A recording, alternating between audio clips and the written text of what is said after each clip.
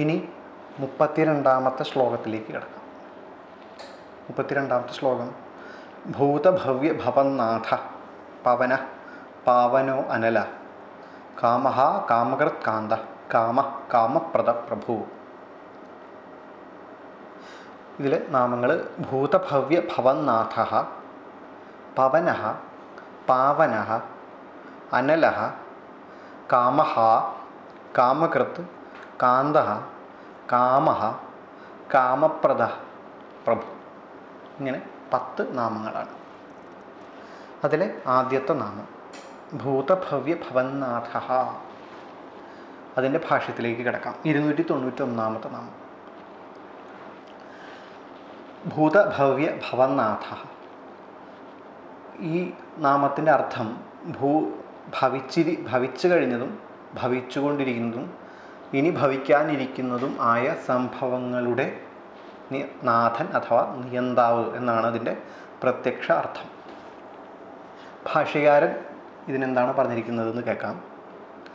ഇപ്രകാരമുള്ള സ്വാമിത്വം, ഐശ്വര്യം എന്നിവ ഇപ്പോൾ മാത്രമല്ല 3 കാലങ്ങളിലും ഉണ്ട് എന്ന അർത്ഥത്തിൽ ഭഗവാന് ഭൂതഭവ്യ ഭവന്നാഥ എന്ന് നാമം.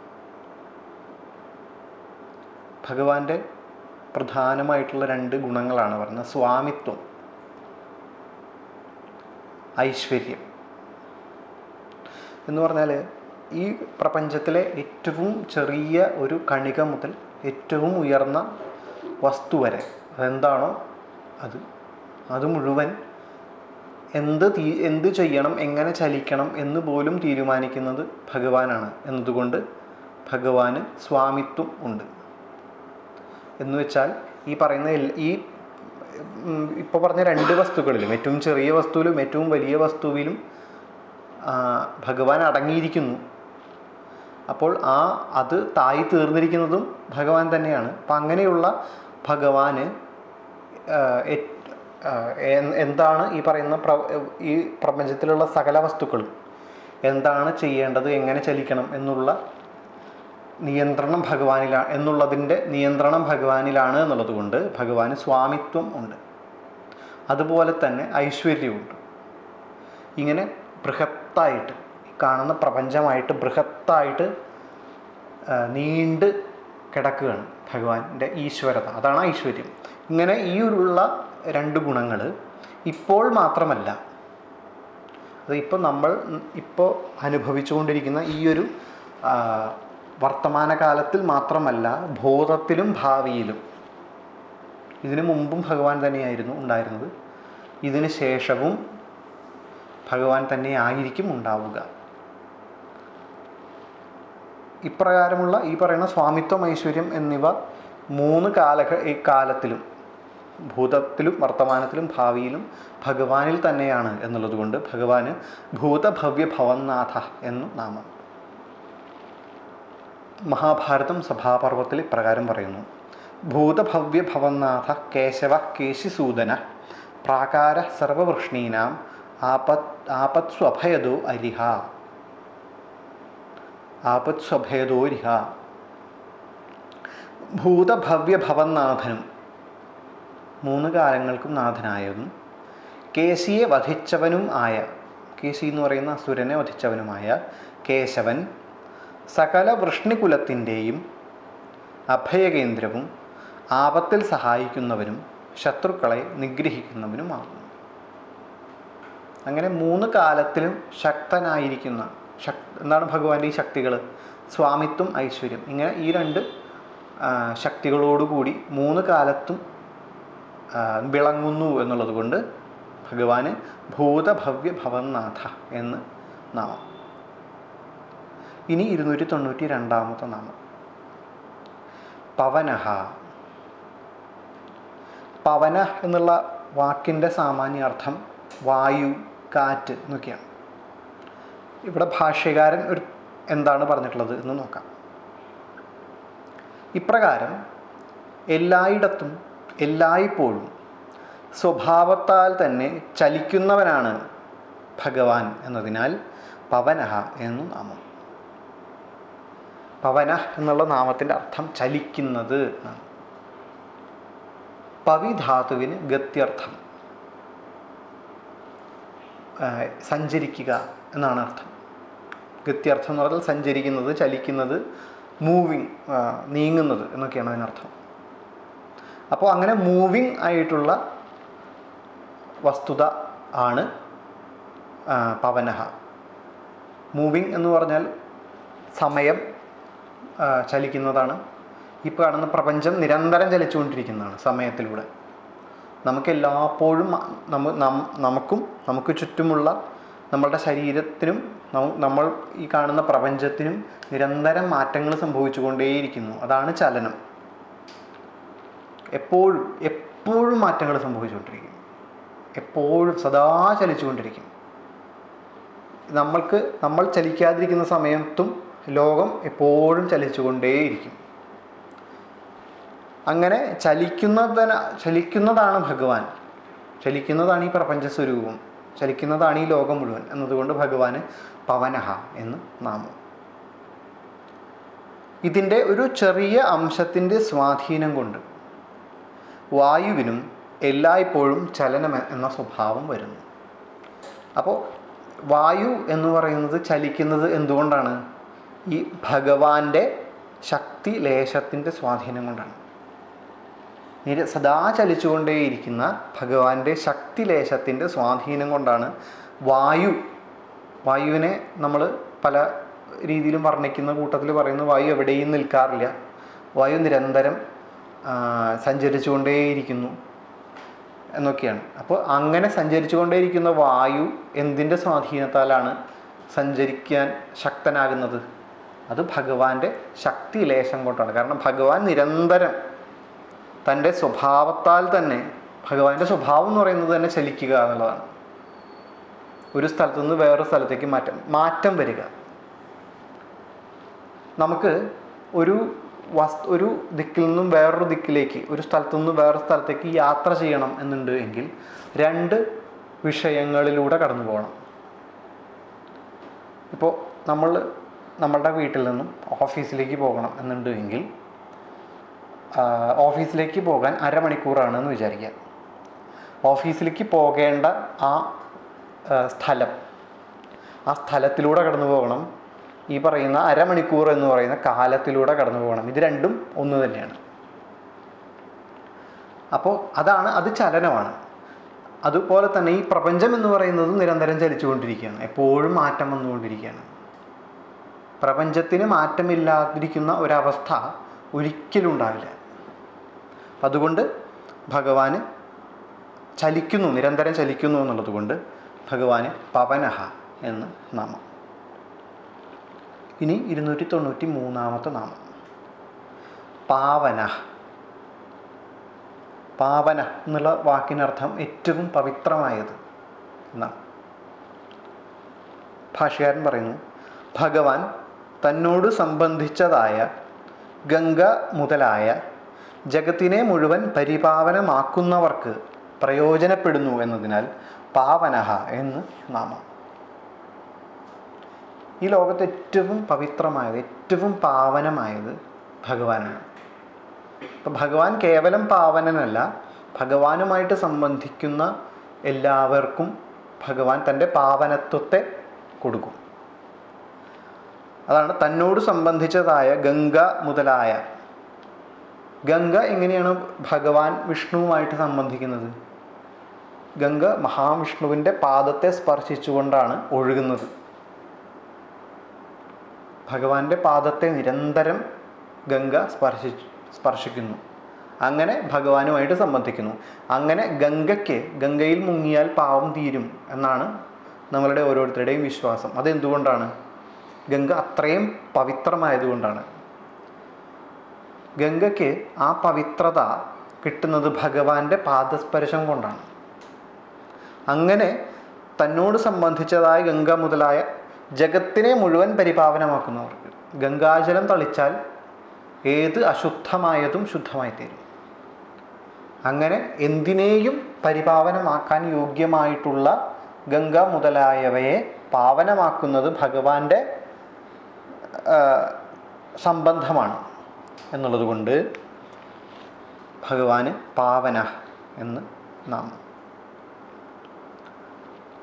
രാമായണത്തിൽ അഗസ്ത്യൻ ഇപ്രകാരം പറയുന്നു: പാവന സർവലോകാനാം ത്വമേവ രഘുനന്ദന. അല്ലയോ രഘുനന്ദന, ശ്രീരാമചന്ദ്രൻ, അല്ലയോ രഘുനന്ദന, എല്ലാ ലോകത്തിലും വെച്ച് ഏറ്റവും പാവനമായത് അവിടുന്നാകുന്നു. അപ്പോൾ പാവനം ആയതിൻ്റെ പ്രത്യേകത അത് കേവലം പാവനമായിട്ട് നിലനിൽക്കുകയല്ല ചെയ്യുക, അത് അതുമായിട്ട് ബന്ധപ്പെട്ടിട്ടുള്ള എല്ലാത്തിനെയും പാവനമാക്കി തീർക്കും. അങ്ങനെ ആ അർത്ഥത്തിൽ 293 നാമം പാവന. ഇനി 294 നാമം അനല. ഭാഷ്യാരൻ പറയാണ്: ഇപ്രകാരം ബഹുമുഖമായി ഭഗവാൻ ചെയ്ത തൻ്റെ അനുഗ്രഹ മഹിമ ഒന്നും ഭഗവാന് തൃപ്തി കൊടുക്കാത്തതാണ് എന്നതിനാൽ അനലഹ എന്ന് നാമം.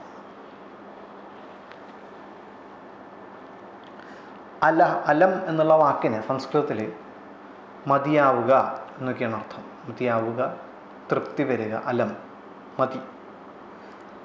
അനലം എന്ന് പറഞ്ഞാൽ മതിയാകാത്തത്. അതായത് എന്താണ്?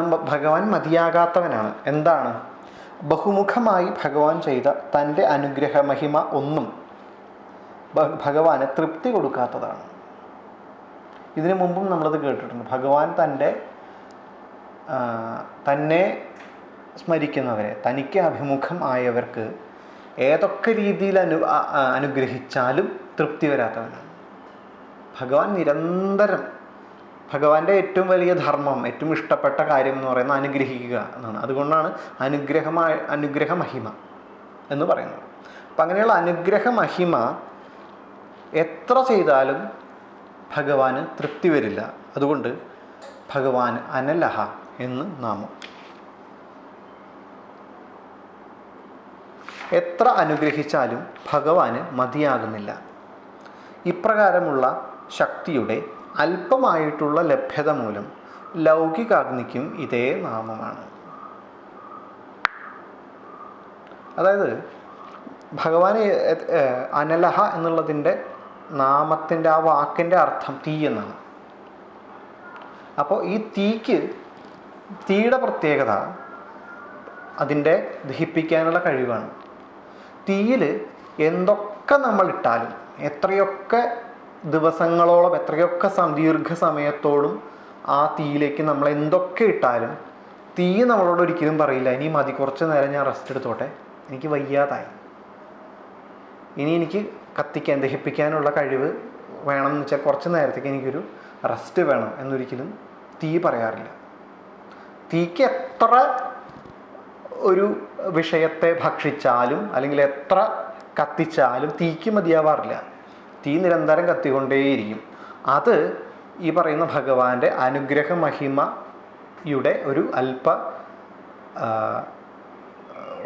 അല്പ ഭാഗം കൊണ്ട് വരുന്നതാണ്. ആ അല്പഭാഗത്തിൻ്റെ സ്വാധീനം കൊണ്ട് വരുന്നതാണ് തീക്ക് ഈ പറയുന്ന ശക്തി. അപ്പം അതുകൊണ്ട് ഭഗവാന് അനലഹ എന്ന് നാമം. തുടർന്ന് ഭാഷ്യകാരൻ പറയാണ്: ഹവിഷാ കൃഷ്ണമർത്മേന ഭൂയ ഏവാഭിവർദ്ധതേ. എപ്രകാരമാണോ അഗ്നിയിൽ ഹവിസ് നിക്ഷേപിക്കുമ്പോൾ അത് വീണ്ടും വർദ്ധിക്കുന്നത്, അതുപോലെ ഭഗവാൻ വീണ്ടും വീണ്ടും വർദ്ധിച്ചുകൊണ്ടേയിരിക്കുന്നു. അപ്പോൾ തീ പോലെയാണ് ഭഗവാൻ, അല്ലെങ്കിൽ ഭഗവാന്റെ ശക്തിലേശം കൊണ്ട് വർദ്ധിക്കുന്നതാണ് അല്ലെങ്കിൽ ജ്വലിക്കുന്നതാണ് തീ, അനലൻ. അങ്ങനെയുള്ള ആ അർത്ഥത്തിൽ അനലഹ എന്ന് ഭഗവാന് നാമം. ഇനി 295 നാമം കാമഹ. കാമഹ എന്ന് പറയുന്ന ആ നാമത്തിൻ്റെ അർത്ഥം കാമത്തെ ഇല്ലാതാക്കുന്നവൻ എന്നാണ്. ഭാഷ്യകാരൻ ഇപ്രകാരം പറയുന്നു: ഇപ്രകാരം തൻ്റെ ഗുണത്തെ തിരിച്ചറിയുന്നവരുടെ വിഷയസുഖങ്ങളോടുള്ള ആഗ്രഹത്തെ നശിപ്പിക്കുന്നു എന്നതിനാൽ ഭഗവാന് കാമഹ എന്ന് നാമം. കാമം എന്ന് പറഞ്ഞാൽ ആഗ്രഹം എന്നാണ് അർത്ഥം, ഡിസയർ. ആ ഡിസയറിനെ, ആ കാമത്തിനെ ഇല്ലാതാക്കുന്നവൻ. എങ്ങനെയുള്ള കാമത്തിനെ? തൻ്റെ ഗുണത്തെ തിരിച്ചറിയുന്നവരുടെ. തൻ്റെ ഗുണത്തെ എന്ന് പറഞ്ഞാൽ നമ്മളുടെ ഓരോരുത്തരുടെയും ഗുണമായിട്ടും നമ്മളിൽ നിലനിൽക്കുന്നത് ഭഗവാനാണ്. ആ ഭഗവാനെ തിരിച്ചറിയുന്നവരുടെ വിഷയസുഖങ്ങളോടുള്ള ആഗ്രഹം, സാധാരണ വിഷയങ്ങളോടുള്ള ആഗ്രഹം, അതിനെ മുഴുവനായിട്ട് നശിപ്പിക്കുന്നു. ഭഗവാനെ ഒരിക്കൽ അറിഞ്ഞു കഴിഞ്ഞാൽ നമുക്ക് നിസ്സാരമായിട്ടുള്ള ചെറിയ വിഷയസുഖങ്ങളോടുള്ള താല്പര്യം സ്വാഭാവികമായിട്ട് തന്നെ ഇല്ലാതെയാവും. അതുകൊണ്ട് ഭഗവാന് കാമഹ എന്ന് നാമം. ന കാമകലുഷം ചിത്തം മമ തേ പാദയോ സ്ഥിതം ഇതി തദ്ദർശിനഃ. ഭഗവത് ദർശനം കിട്ടിയവരുടെ വചനം പറയാണ്, എൻ്റെ ചിത്തം കാമകലുഷിതം അല്ല. കാരണം അത് അവിടുത്തെ പാദങ്ങളിലാണ് സ്ഥിതി ചെയ്യുന്നത്. കാമകലുഷിതമല്ല എന്ന് പറഞ്ഞാൽ ചെറിയ വിഷയങ്ങളോടുള്ള ക്ലിങ്ങിങ് അതില്ല. കാരണം ഞാൻ ഭഗവാന്റെ പാദപത്മങ്ങളെ അറിഞ്ഞിട്ട് അതിനെ നിരന്തരം സ്മരിച്ചുകൊണ്ടിരിക്കുന്നു. അതിലാണ് എൻ്റെ മനസ്സ് സ്ഥിതമായിരിക്കുന്നത് എന്നുള്ളത് കൊണ്ട് എൻ്റെ മനസ്സ് കാമകലുഷിതമല്ല. ഭഗവാനെ ദർശിച്ചവരുടെ വചനമാണത്, ഉപനിഷത്തുകളിൽ പറഞ്ഞിട്ടുള്ള. ശ്രോത്രിയസ്യ ച അകാമഹതസ്യ. ശ്രോത്രിയനായവനും കാമം നശിപ്പിക്കാത്തവനും ആയ. ശ്രോത്രിയൻ എന്ന് പറഞ്ഞാൽ നിരവധി കേട്ടിട്ടുള്ളവൻ, വിവിധ വിഷയങ്ങളെക്കുറിച്ച് കേട്ടിട്ടുള്ളവൻ, അനവധി ശ്രുതികളെ, വേദവചനങ്ങൾ, ഈശ്വരീയമായിട്ടുള്ള അനവധി വചനങ്ങളെ കേട്ട് ആ സംസ്കാരമുള്ളിലുള്ളവൻ. അവനും കാമം ആരെയാണോ നശിപ്പിക്കാത്തത് അതും ആയവനും ആയിട്ടുള്ള ആൾക്കാണ് ഭഗവാനെക്കുറിച്ചുള്ള അറിവുണ്ടാവുക. യദിച്ഛന്തോ ബ്രഹ്മചര്യം ചരന്തി. ആരെ ഇച്ഛിച്ചിട്ടാണോ ബ്രഹ്മചര്യത്തെ അനുഷ്ഠിക്കുന്നത്? ബ്രഹ്മചര്യം എന്ന് പറഞ്ഞാൽ നിരന്തരം മാറ്റം സംഭവിക്കുന്ന, നിരന്തര ബ്രഹ്മതി എന്ന് പറഞ്ഞാൽ നിരന്തരം വർദ്ധിക്കുന്ന, വലുതാകുന്ന, അങ്ങനെ ആ മാറ്റം വരുന്ന ആ ബോധത്തെ അറിയാനുള്ള ചര്യ. അതിന് സിലിബസി എന്നൊരർത്ഥമില്ല. നമ്മൾ എന്തൊക്കെ ലോകത്ത് ഏതൊക്കെ രീതിയിൽ ചെയ്താലും, ഏതൊക്കെ വിഷയാസക്തികളിൽ ഇരുന്നാലും, നമ്മുടെ ഉള്ളിൽ ഈശ്വരനെ അറിയണം എന്നുള്ള ആഗ്രഹം കൊണ്ട് കുറച്ച് സമയമെങ്കിലും ഇതിനു വേണ്ടി നീക്കി വയ്ക്കാൻ നമുക്ക് സാധിക്കുന്നുണ്ട് എങ്കിൽ നമ്മൾ ഓരോരുത്തരും ബ്രഹ്മചാരികളാണ്. ബ്രഹ്മചര്യം എന്നുള്ള വാക്കിന് സെലിബസി എന്നൊരർത്ഥം ഇല്ല. അപ്പം ഈശ്വരനെ അറിയാനുള്ള ആ ചര്യ ചെറിയ രീതിയിലെങ്കിലും നമ്മൾ ചെയ്യുന്നുണ്ട് എങ്കിൽ നമ്മൾ ബ്രഹ്മചാരികളാണ്. അപ്പോൾ അങ്ങനെയുള്ള ബ്രഹ്മചാരികൾ ആരെ ഇച്ഛിച്ചിട്ടാണോ അതിനെ അനുഷ്ഠിക്കുന്നത്, ആരെ ഇച്ഛിച്ചിട്ടാണോ ബ്രഹ്മചര്യത്തെ അനുഷ്ഠിക്കുന്നത്, അങ്ങനെയുള്ള ഭഗവാൻ ആണ് കാമഹ. അതായത് ചെറിയ വിഷയങ്ങളോടുള്ള കാമത്തെ ഈ പറയുന്ന ഈശ്വരനെ അറിയാൻ ശ്രമിച്ചാൽ ഭഗവാൻ തന്നെ ഇല്ലാതാക്കും. ആ ഈശ്വരൻ തന്നെ അതിനെ ഇല്ലാതാക്കും. കാരണം ഈശ്വരൻ ബൃഹത്താണ്. അപ്പോൾ ചെറുതിനോടുള്ള ആ ക്ലിങ്ങിങ് ഒഴിവായാൽ മാത്രമേ വലുതിനെ ലഭിക്കാൻ സാധിക്കുള്ളൂ. അപ്പോൾ അങ്ങനെ ഉള്ള ചെറിയ കാമത്തെ ഭഗവാൻ ഇല്ലാതാക്കുന്നു എന്നതിനാൽ ഭഗവാന് കാമഹ എന്ന് നാമം.